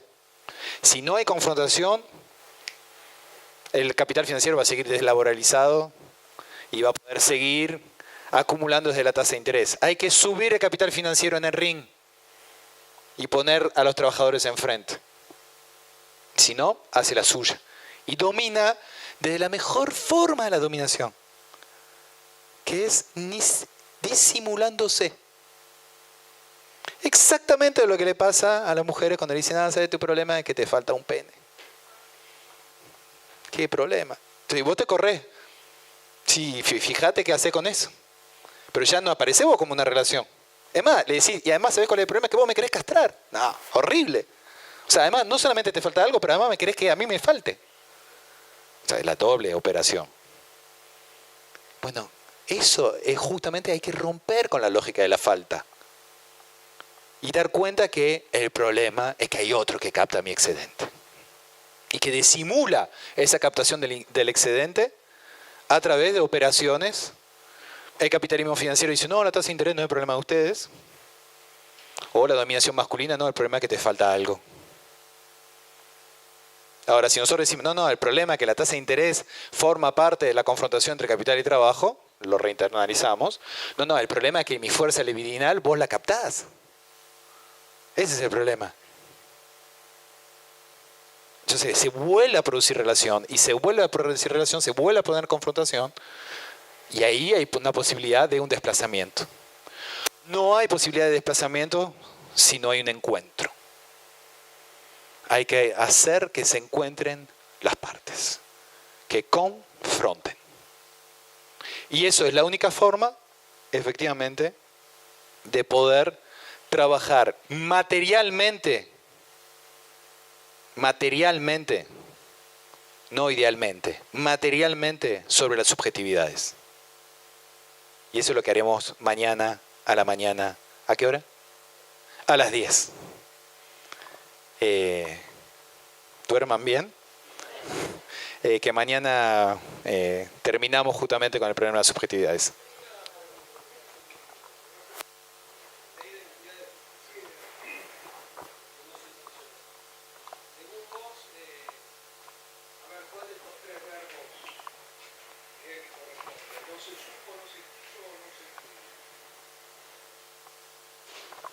Seguramente los tres verbos.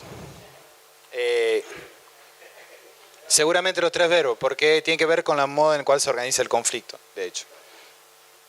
Pero primero había que hacer una serie de operaciones. No, todavía no. Me pregunta si tengo un texto sobre esto. Justamente la idea de este seminario es que surja un texto de acá. Esa es la idea. Bueno, nos vemos mañana. Gracias.